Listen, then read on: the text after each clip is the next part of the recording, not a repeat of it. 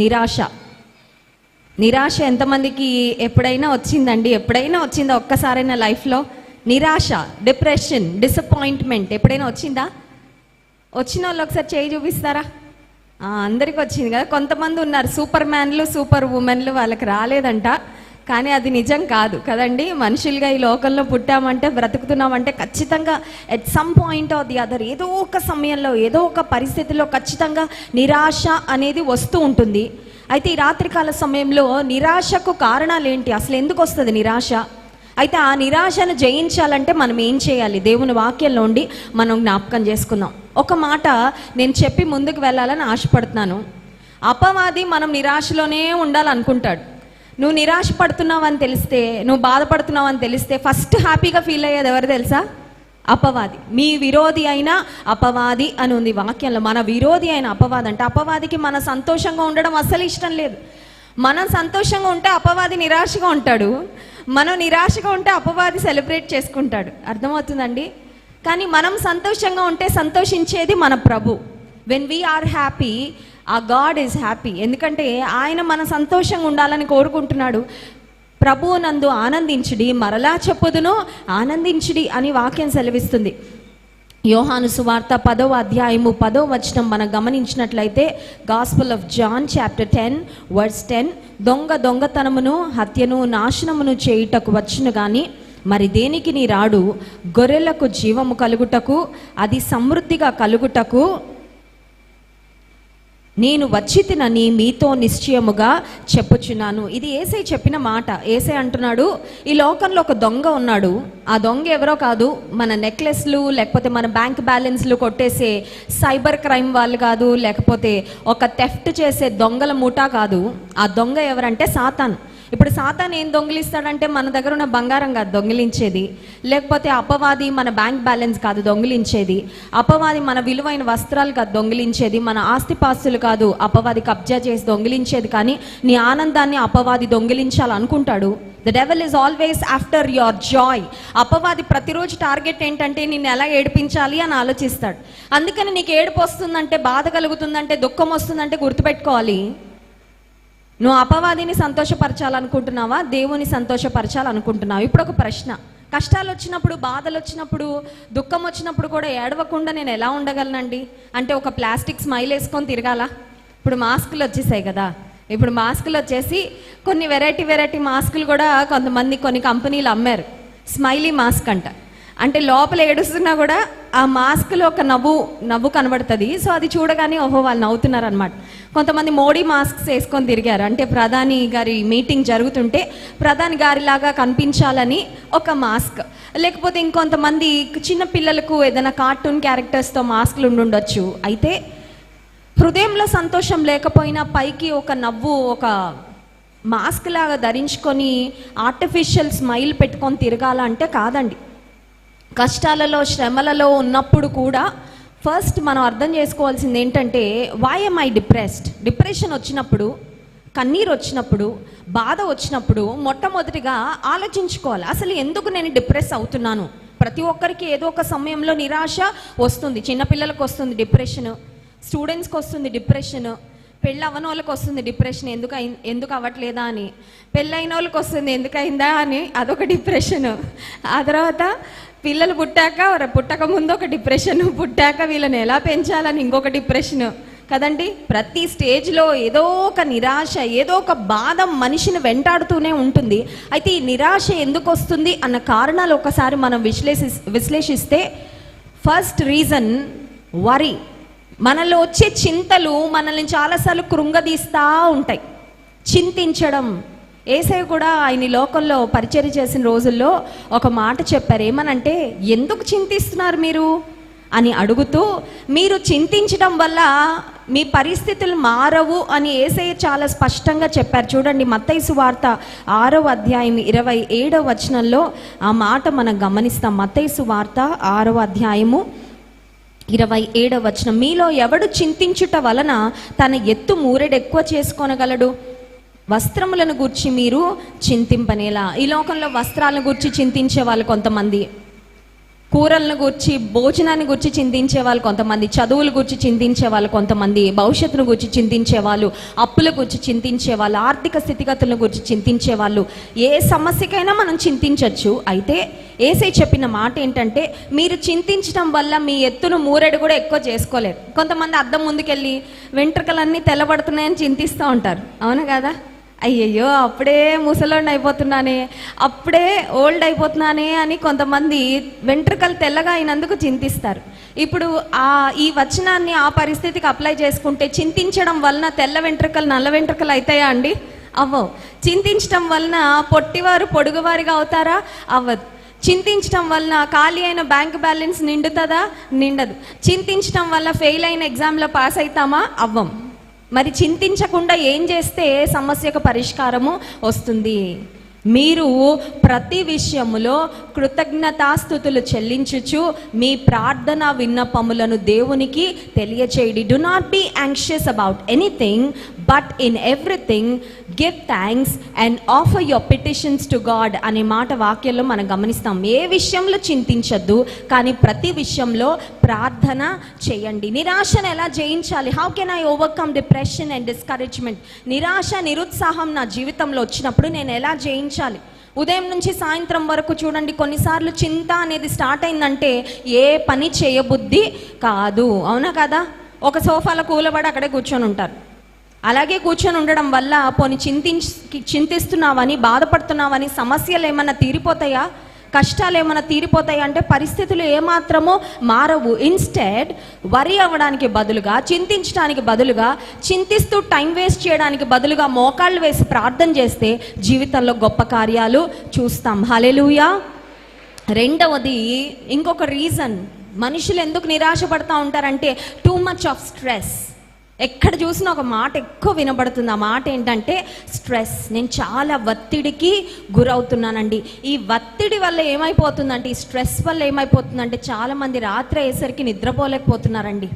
చాలామంది భోజనం సరిగ్గా తినలేకపోతున్నారు. ఏ పని మీద కూడా సరిగ్గా కాన్సన్ట్రేట్ చేయలేకపోతున్నారు. జీవితంలో నవ్వాలంటే కూడా సరిగ్గా నవ్వలేకపోతున్నారు. అమెరికా దేశం నుండి ఒక కుటుంబం మాకు ఫోన్ చేసి ఒక మాట చెప్పారు. ఏమనంటే, మా పెళ్ళై చాలా సంవత్సరాలు అయింది, కానీ మేము హృదయపూర్వకంగా నవ్వి కొన్ని ఏళ్ళు అయిపోయిందండి. చాలా మంచి లైఫ్ దేవుడు వాళ్ళకి ఇచ్చాడండి. చాలా మంచి ఫైనాన్షియల్ పొజిషన్లో ఉన్నారు, మంచి పరిస్థితులు ఇచ్చాడు. కానీ చిన్న చిన్న చికాకులను హైలైట్ చేసుకొని, చిన్న చిన్న సమస్యలు భూతద్దంలో పెట్టి చూసుకొని ఆ కుటుంబంలో నవ్వు అనేది ఆవిరైపోయిందంట. నిజమే, అపవాది మన కుటుంబాల్లో నవ్వు లేకుండా, మన కుటుంబాల్లో సమాధానం లేకుండా, నెమ్మది లేకుండా చేస్తూ ఉంటాడు. స్ట్రెస్ చాలామంది జీవితాల్లో ఉంది. మూడవదిగా ఆలోచిస్తే ఫియర్, భయము. కరోనా వచ్చాక అందరికీ భయం పట్టుకుంది, అవునా కాదా? ఏం భయం పట్టుకుంది? అంతకుముందు రోడ్డు మీదకి వచ్చి ఎవరంటే వాళ్ళు రండిరా నా ముందుకి, వాళ్ళ సంగతి చూస్తానన్న వాళ్ళు కూడా కరోనాకు భయపడి ఇళ్లలో కూర్చున్నారు, అవునా కదా? లాక్డౌన్ అనగానే అన్నీ లాక్డౌన్ చేసేసుకొని ఇంట్లో కూర్చున్నారు. మాస్క్ వేసుకొని బయటకు వచ్చి ఎవరైనా దగ్గరకు వస్తుంటే భయం, అమ్మో వాళ్ళ దగ్గర కరోనా వైరస్ ఉందేమో అని. నిజమే, మనిషిని ఈ రోజుల్లో భయము చాలా ఏలుబడి చేస్తుంది. Fear is ruling every human being. ప్రతి మనిషిని భయం ఏలుబడి చేస్తుంది. కొంతమందికి ఎందుకు పాడు చేసుకొని డిప్రెషన్లో బ్రతుకుతావు, డిప్రెషన్తో చచ్చిపోతావు. ఈ రోజుల్లో సైకియాట్రిస్టులకి ఉన్నంత మరి అంత బిజీగా ఇంకా వేరే ఏ డాక్టర్లు ఉండడం లేదేమో అనిపిస్తుంది. శరీరానికి వచ్చే వ్యాధులు చాలా అయితే మానసిక వ్యాధులతో ఎంతమంది బాధపడుతున్నారో చాలామంది చెప్పుకుంటున్నారు. చాలామంది చెప్పుకోలేక లోలోపల మానసిక వ్యాధులతో, సైకలాజికల్ ప్రాబ్లమ్స్తో, మానసిక సంబంధమైన సమస్యలతో బాధపడుతున్న వారు చాలామంది ఈ ప్రపంచంలో ఉన్నారు. బయటకు బాగానే ఉన్నట్టుగా అనిపిస్తారు, బయటకంతా ఎవ్రీథింగ్ ఈజ్ ఫైన్ అనిపిస్తుంది. లోపల కృంగిపోయి లోపల నిరాశపడి చాలామంది సూసైడ్లు చేసుకుంటున్నారు వాళ్ళు కూడా ఈ రోజుల్లో ఉన్నారు. వై, ఎందుకు అని ఆలోచిస్తే గతంలో జరిగిన ఏదో ఒక అనుభవం. ఫిలిప్పీ పత్రిక 3వ అధ్యాయం 13వ వచనంలో ఒక శ్రేష్టమైన మాట వ్రాయబడి ఉంది చూడండి. ఫిలిప్పీ పత్రిక 3వ అధ్యాయం 13వ వచనం, సహోదరులారా, నేను ఇది వరకే పట్టుకొని ఉన్నానని తలంచుకొనను, అయితే ఒకటి చేయుచున్నాను, వెనుక ఉన్నవి మరచి ముందున్న వాటి కొరకై వేగిరపడుచు క్రీస్తు యేసునందు దేవుని ఉన్నతమైన పిలుపునకు కలుగు బహుమానము పొందవలెనని గురి యొద్దకే పరిగెత్తుచున్నాను. అపోస్తలుడైన పౌలు అంటున్న మాట, వెనకున్నవన్నీ మర్చిపోతున్నాను. I want to forget what has happened in the past. గతంలో కష్టాలు వచ్చాయి, గతంలో కన్నీళ్ళు వచ్చాయి, గతంలో ఓటమి పాలయ్యాను, గతంలో మోసగించబడ్డానేమో, గతంలో పాపంలో బ్రతికాను, గతంలో ఒక బానిసగా ఉన్నాను, గతంలో ఇతరులను బాధించిన వ్యక్తిగా ఉన్నాను. But now I'm a new person in Christ. ఇప్పుడు నేను క్రీస్తు ప్రభులో నూతన వ్యక్తిగా ఉన్నాను. My focus right now is about what I can do with the life which God gave me right now and about my future. గతం గురించి ఆలోచిస్తూ నా ఫ్యూచర్, నా ప్రెసెంట్, నా ఫ్యూచర్ నేను పాడు చేసుకోవాలనుకోవట్లేదు. ఇప్పుడు నేను చేయాలనుకుంటుంది ఏంటంటే గతించినవన్నీ మరచి ముందున్న వాటి కొరకు వేగిరపడాలని కోరుకుంటున్నాను. మన జీవితాలకి గ్యారంటీ లేదండి. ఎవరికి దేవుని పిలుపు ఎప్పుడొస్తుందో మనకి ఎవ్వరికి కూడా తెలియదు. కానీ ఈరోజు మన చేతిలో ఉంది. అందుకే ఒక మంచి కొటేషన్ ఉంటుంది, life is a gift from God, today is a gift of God. ఈరోజు ఉదయం మనం లేచినప్పుడు ఈరోజు దేవుడు ఇచ్చిన గిఫ్ట్, మరి రేపు ఇస్తే ఇచ్చినట్టు లేకపోతే లేనట్టు, అంతే కదండి. ఈరోజు మన చేతిలో ఉంది, ఈరోజు మనకి దేవుడు ఇచ్చిన గిఫ్ట్. ఈ రోజుతో మనం ఏం చేస్తామనేది దేవునికి మనము తిరిగి ఇచ్చే గిఫ్ట్. అయితే నిన్నటి గురించి, మొన్నటి గురించి, 2020 గురించి, 1998లో జరిగిన వాటి గురించి ఆలోచిస్తూ ఈ రోజుని ఎందుకు పాడు చేసుకోవాలి? భవిష్యత్తుని ఎందుకు పాడు చేసుకోవాలి? What we are today is because of the decisions that we made in the past, and what we are going to be tomorrow is based on the decisions that we are going to make today. గతంలో మనం తీసుకున్న నిర్ణయాలను బట్టి ఇక్కడ ఉన్నాం. ఈరోజు మనం ఏ స్థితిలో ఉన్నామో, ఈరోజు మనం తీసుకునే నిర్ణయాలను బట్టి రేపు మనం ఎలా ఉంటామో, ఎక్కడ ఉంటామో ఆధారపడి ఉంది. గతం గురించి ఆలోచిస్తూ నువ్వు అక్కడే ఆగిపోతావా, లేకపోతే ఈరోజు నీ కొరకు దేవుడు దైవజనుల రాజమండ్రి నుంచి పంపించారు, ఈ చక్కని మీటింగ్ ఏర్పాటు చేశారు, ఇంత శ్రేష్టమైన వాక్యం నీకు వినిపిస్తున్నాడు, ఈ వాక్యము విని కొన్ని డెసిషన్స్ తీసుకొని, కొన్ని మంచి నిర్ణయాలు తీసుకొని నీ భవిష్యత్తును అందంగా తీర్చిదిద్దుకుంటావా? ఇది దేవుడు నీకు ఇస్తున్న ఒక ఆఫర్, ఒక opportunity. Today is an opportunity. ఈరోజు దేవుడు ఇస్తున్న అవకాశం అండి, జీవితాన్ని కట్టుకోవడానికి, జీవితంలో మంచి నిర్ణయాలు తీసుకోవడానికి, భవిష్యత్తుని ఆశీర్వాదమయం చేసుకోవడానికి. బైబిల్లో దేవుని వాక్యం సెలవిస్తున్న మాట ఏంటంటే, మీరు ఆశీర్వాదమునకు వారసులు అవుటకు పిలువబడితిరి. ఈ మీటింగ్స్కు బ్లెస్సింగ్ మీట్ అని ఎందుకు పేరు పెట్టామంటే, దేవుడు మనందరం బ్లెస్ అవ్వాలనే కోరుకుంటున్నాడు. హల్లెలూయా. మనం ఎవరం శాపగ్రస్తమైన జీవితంలో ఉండాలని దేవుని చిత్తము కాదు. ఎవరం శపించబడాలని దేవుడు కోరుకోవట్లేదు. మనం ఎవరం ఎక్కడ ఉంటే అక్కడే ఉండిపోవాలని దేవుడు కోరుకోవట్లేదండి. దేవుడు మనం అన్ని విషయాల్లో ఆశీర్వదించబడాలి అని కోరుకుంటున్నాడు. ఆశీర్వాదం ఎలా వస్తుందండి అంటే, దేవుని మాట వినడం ద్వారా, విధేయత చూపించడం ద్వారా ఆశీర్వాదము వస్తుంది. హల్లెలూయా.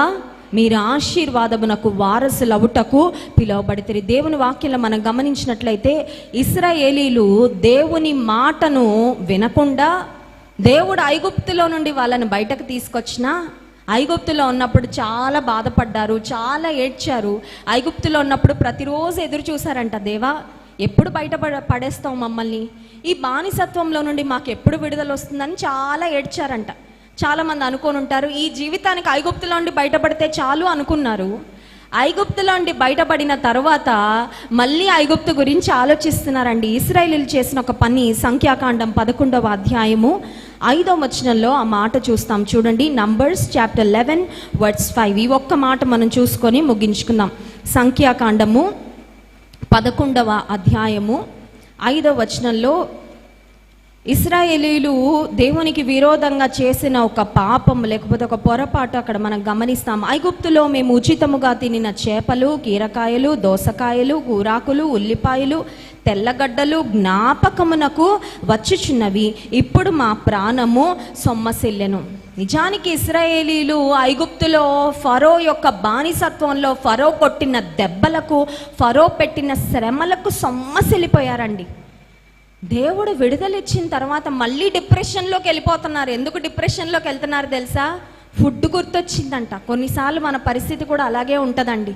దేవుడు ఎన్నో సమస్యల నుండి విడిపించి, ఎంతో శ్రమ నుండి విడిపించి, భయంకరమైన పాప బానిసత్వంలో ఉన్న మనల్ని విడిపించి రక్షణలోనికి తీసుకొచ్చి, నా బిడ్డ ఆశీర్వాదానికి వారసులు అవడానికి మిమ్మల్ని పిలిచాను, నా కృపలో కొనసాగని దేవుడు చెప్తే, చిన్న చిన్న సమస్యలు రాగానే వాటిని భూతద్దంలో పెట్టుకొని చూసుకొని ఆ పాత జీవితం ఎంత బాగుందో, ఈ చిన్న కష్టం భరించలేకపోతున్నా, చచ్చిపోవాలనిపిస్తుంది నాకని దేవుడిచ్చిన జీవితం ఫుల్గా బ్రతకకుండా కొంతమంది ప్రతి దానికి ఏమంటారు తెలుసా, చచ్చిపోతానండి, ఏసయ్య తీసేసుకోను, ఆయనకు తెలియదా ఎప్పుడు తీసుకోవాలో.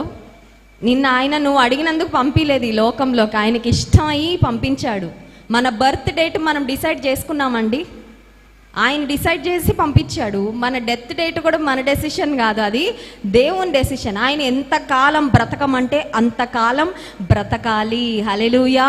నన్ను చచ్చిపోతానయ్యా, నన్ను తీసేసుకో అయ్యా, ఇలాంటివన్నీ మనం సలహాలు దేవునికి ఇవ్వాల్సిన అవసరము లేదు.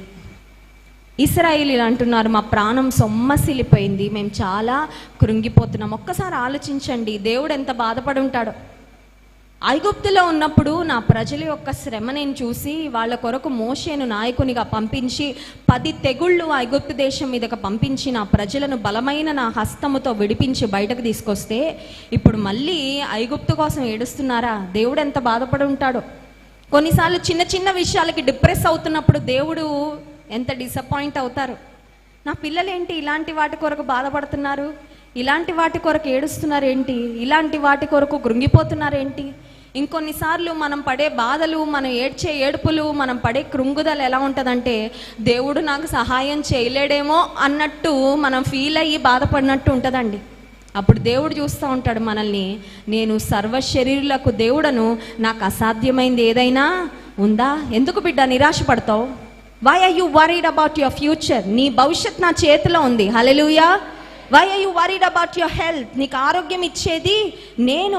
Why are you worried about your safety, your security, నీ భద్రత నేను. Why are you worried about your finances? నిన్ను పోషించేది నేను. అన్ని విషయాలు నేను ఉండగా నువ్వెందుకు కృంగిపోతావు? మీ భారం యెహోవా మీద మోపుము, ఆయనను నమ్ముకొనుము, ఆయన మిమ్మును ఆదుకొనును. ఈ రాత్రికాల సమయంలో దేవుడిస్తున్న శ్రేష్టమైన వాగ్దానం. ఏ నిరాశతో మీరు ఇక్కడికి వచ్చారు నాకు తెలియదండి. Maybe there's something in your life which is discouraging you and disappointing you over and over again. Maybe ఒకే సమస్య కొరకు చాలా సంవత్సరాల నుండి కృంగిపోతా బాధపడతా ఉన్నావేమో, నిరాశపడిపోతూ ఉన్నావేమో.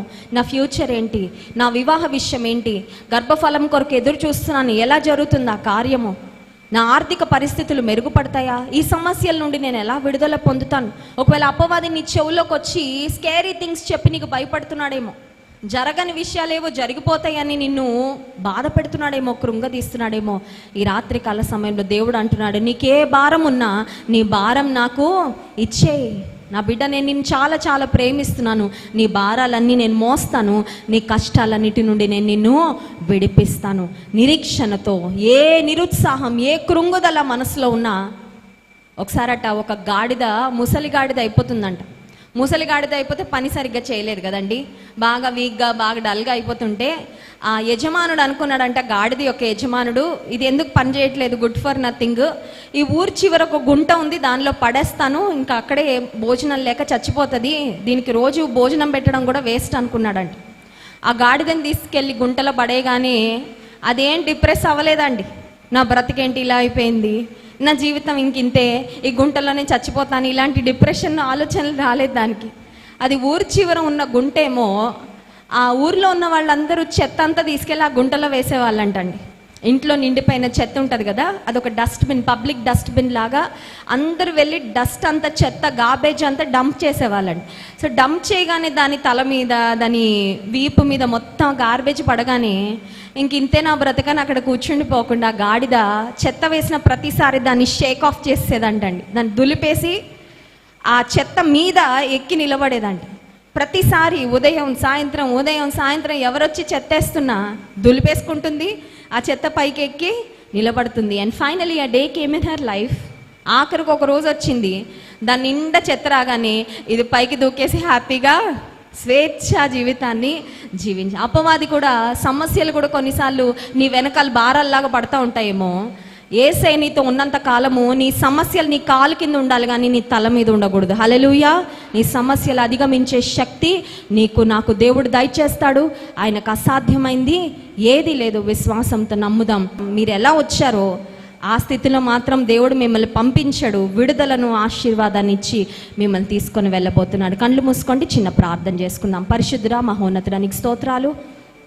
ఈ రాత్రికాల సమయంలో నిరాశను మేము ఎలా జయించాలో చాలా అంశాలు మీరు మా జ్ఞాపకం చేశారు ప్రభువా. చింతలతో, బాధలతో, కన్నీటితో, గతంలో జరిగిన సమస్యలు, పరిస్థితులు కూర్చిన వేదనతో ఎంతమంది ప్రాంతానికి వచ్చారో ఆ నిరాశను అధిగమించడానికి, జయించడానికి నీ కృప దయచేయండి ప్రభువా. నీవు మాకు తోడుగా ఉన్నంత కాలం మేము దేనికి బాధపడాల్సిన, చింతించాల్సిన అవసరం లేదయ్యా. ప్రతి సమస్యపై మాకు విజయం ఇచ్చే దేవుడు మా పక్షంగా ఉన్నావు కనుక స్తోత్రాలు. నేను స్తుతించి ఆరాధించబోతుండగా ఆరాధన ఆత్మతో మమ్మల్ని నింపుమని యేసు నామమున ప్రార్థిస్తున్నాం తండ్రి. ఆమేన్.